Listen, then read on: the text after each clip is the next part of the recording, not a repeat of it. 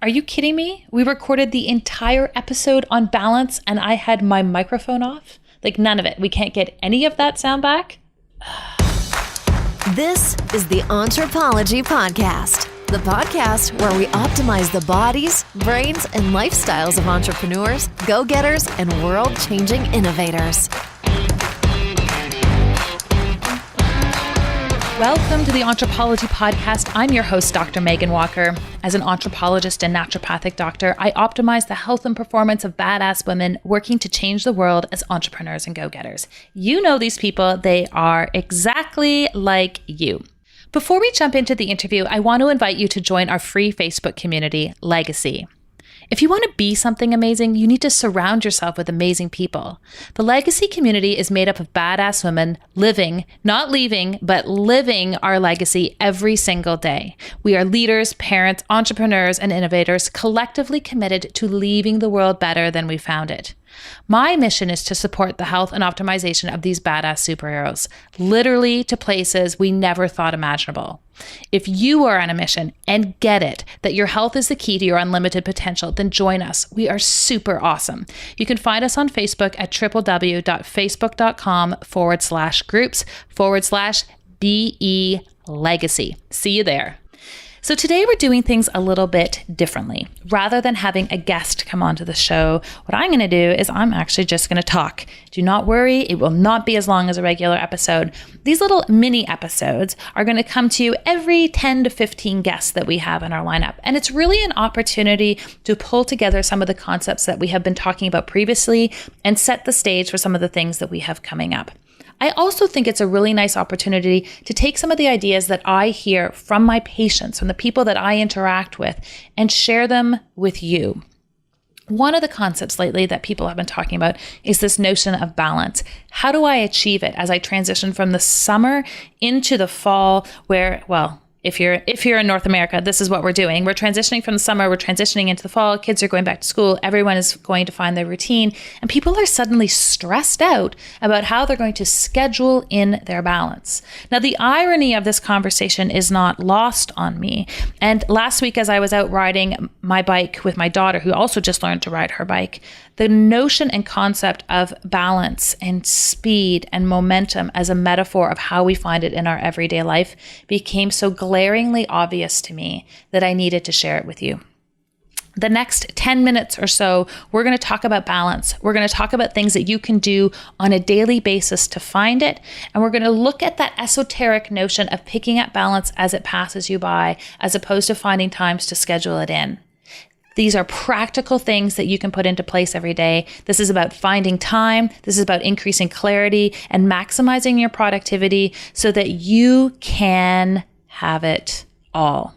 We're not focusing on hustling more. We're finding ways to incorporate balance and see it as it passes in front of us on a daily basis, on an hourly basis. It's about picking up those opportunities as they are planted in front of us. Let us know what you think about this new format. It's not the way we're going to do them all, but it's the way we're going to try to pull some of these ideas together for you. You can always engage with us. Tell us what you think over on our Facebook page, Facebook.com/Anthropology Podcast, in our community group called Legacy, which is also on Facebook, Facebook.com/groups/BE Legacy. And if you're liking what it is that we are handing your way, we would love to have a review. Head on over to iTunes, look up the Anthropology Podcast, and leave us your thoughts. Have an amazing day. So my daughter just learned to ride a bike. She's 6 years old, and for the last 4 months, we have been working on removing her training wheels. It has been this huge transition for her in terms of having a glimpse at her own independence. And so because we were able to do this, what we did for the first time last weekend is she and I set out on our bikes together. We were down in a ravine where there were hills and potholes and all sorts of things. And she was experimenting with the speed of her bike. She was going fast, she was going slow. And one of the things that she realized and she articulated to me is she said, you know, Mommy, when I go a little bit fast, when I have just a little bit of speed, I have more control over my bike. And as I watched her, I kind of smiled as she said that. And I realized what an incredible metaphor riding a bike is for living your real life. You know, we all strive for balance. It is something that we are searching for every single day. And yet she was able to get on her bike and have this opportunity where she realized that true balance does not come from, oh my gosh, when am I going to schedule some time to stop? It came from having sufficient momentum that she was able to coast. When you slow down on a bike, in fact, the slower you go on a bike, that's when things get dangerous. That's when you topple over. And the worst case scenario is that you slow down enough and you are clipped in and you have nowhere to put your feet. You know, as we move through life and as we attempt to engage in our missions and in our work, there are so many conflicting messages about how we actually find this balance. And that what I find is when I sit down with people in my office, they're absolutely stressed out about how they find balance the right way. We try to come to a screeching halt once a quarter or once a year where we dip away on vacation. And inevitably what happens is 3 days in, we get sick because our adrenals have been so fatigued and our cortisol levels have been so mismanaged for the time leading up until we take that break that we absolutely crash, that our immune system no longer has our back, that we're tired and we're exhausted and we're in recovery mode. And the notion of balance or the notion of break or the idea that we maybe rewarded ourselves for all the hard work that we have done over the last year or quarter isn't necessarily the benefit or the reward that we were hoping for. You know, as I think we look towards this concept of balance and as we move back into the school year where we have routine and the kids are at school and the subways and the public transit are full again, we have a real opportunity to start to embrace balance and look at it in a different way. I am not advocating that we get out there and pull a Gary Vaynerchuk and we hustle all the time. What I'm advocating for is that we look around our daily lives and look for opportunities to coast.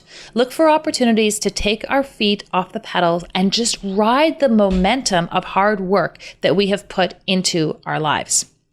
You know, there's lots of ways of being able to do this.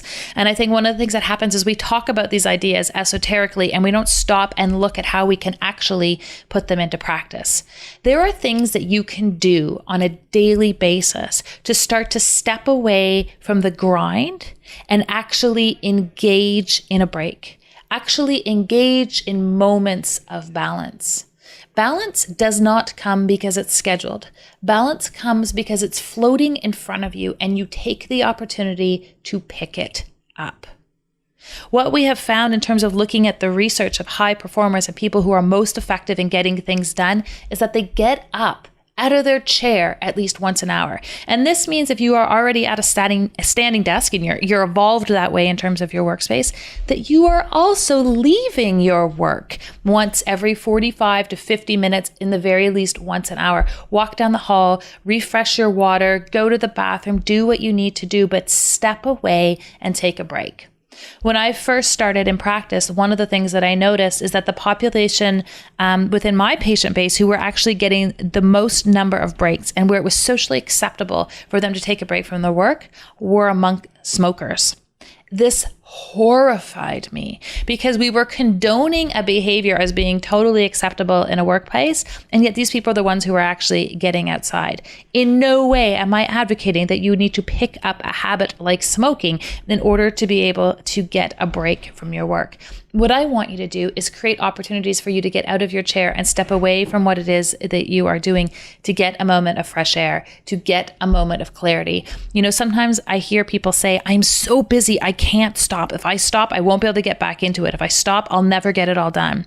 And what most of these people realize is that when they actually take the time to step away, when they actually take a moment to have a fresh start, that they have greater clarity, they have greater focus, and much more efficiency when they step back to the project. You don't need a 10-minute break every hour. You need a 1 minute, a 30-second, a 45-second step away, a recharge, a stretch, and get back at it. You know, one of the times that we also will engage in doing this is in the afternoon. So we'll head out and we'll go and we'll grab a coffee, right? Your blood sugar dips, you're starting to feel tired. One of the ideas that I want you to start to embrace as we move into the fall is not necessarily that we need to go and perk ourselves up with more caffeine or sugar It's that we actually need to engage in something that's going to spiral our health forward, that's going to spiral it upwards. So yes, you may be having that dip in energy around 2 o'clock in the afternoon. Most of the time, that's because we need a little bit more fat and we need a little bit more protein. Our blood sugar is crashing. So having some sugar, going to Starbucks and having that dream bar simply means that you're going to get a spike and another crash. Go out and grab yourself a green tea and some protein. Try some yerba mate, which is a South American plant. They use it to make tea. It contains caffeine, but without the crash that you get from having coffee. Try drinking on its own or adding to one of these beverages some lion's mane. So lion's mane is a mushroom, and what they have found in the consumption of this mushroom, which you can get in a powdered form, there's lots of places that sell it. You can add it to your coffee, your tea, drink it on its own. And what it does is it increases your ability to focus. It increases your ability to have cognitive clarity. It's a great little tool in the afternoon. And sometimes slipping out and going and getting yourself a treat like that constitutes a really nice break or balance in and amongst your day. There are two other pieces when we talk about balance that research has found to be incredibly effective at finding and navigating appropriate levels of neurotransmitters and mirroring the types of neurotransmitter pictures that we find in people who have quote unquote balance in their lives. And this is the notion of movement and play. Movement can mean exercise, but it doesn't have to mean exercise. One of the hallmark features of people who are out of balance is that they say, I don't have time to go to the gym. I do not have time to get down to the gym that's in my building or the one that's across the street or go out for a walk in the morning. I've got a lot of things going on. What research has found, what I have found in my own practice, is that people who make the time to actually get out and move, those are the people who are extremely efficient in terms of the use of their time throughout the course of the day. I would echo that people with 3 kids are also very efficient, but that is a lot more work in terms of their commitment to life than just simply getting out and going to the gym. When you take even 20 minutes to go and increase your heart rate throughout the course of the day, you are going to find that you have greater clarity, greater focus, and more efficiency in terms of your time. It's never about how many hours in the day that we have. When people say they don't have enough time, usually what they mean is that they don't have enough energy. If we can break that habit of I don't have enough energy to be able to go and work out, I don't know how to fit it into my day, and we actually craft a moment or opportunity for it to be an inclusive part of what you do in a 24-hour period, you are going to gain more time back. Always. The last piece that I want to look at, aside from the movement, and maybe we can incorporate these two together, is this notion of play. Play is one of those things that we sort of abandoned when we decided to transition from being a child to being an adult. It was one of those hallmarks of, oh yeah, now I've got it together. Now I'm an adult. I don't play anymore. Play head to head with anti-anxiety medication comes out ahead every time in terms of being able to assist people in decreasing generalized anxiety. Except for those most extreme cases, the incorporation of play is one of those things that tackles anxiety, depression, and that nulling effect that adult life has on us in terms of increasing our happiness, our productivity, and our ability to handle the things that come our way.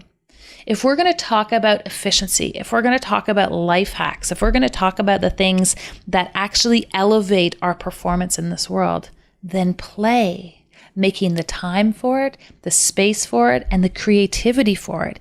It's one of the most simplistic ways of being able to tackle all of those other concepts at once. Play does not mean going to the bar and drinking with your buddies, but it might mean engaging in a fantasy football league. It might mean starting to play some video games or pulling out a board game or going to the park with your kids, but actually climbing the equipment. You know, we've talked about a variety of suggestions, both today in this episode of the podcast, but with other guests about ways of increasing your efficiency or your productivity or all of these other concepts throughout the course of the day. One of the things I want to challenge you to do is to look at ways of incorporating play into your life.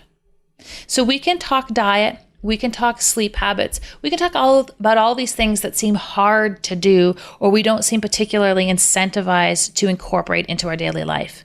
But play, well, that's something kind of fun. That's a lot less work. And yet the return on investment for finding ways to incorporate it into how you live your life are infinitely more powerful, I would argue, than so many of those other dogmatic, consistent, and boring ideas when it comes to health. You know, if there's one thing that I want to do when people come into my office, if there's one thing I can do for someone who's somewhat reluctant about changing their lifestyle, it's looking at ways for them to be able to incorporate play into their life.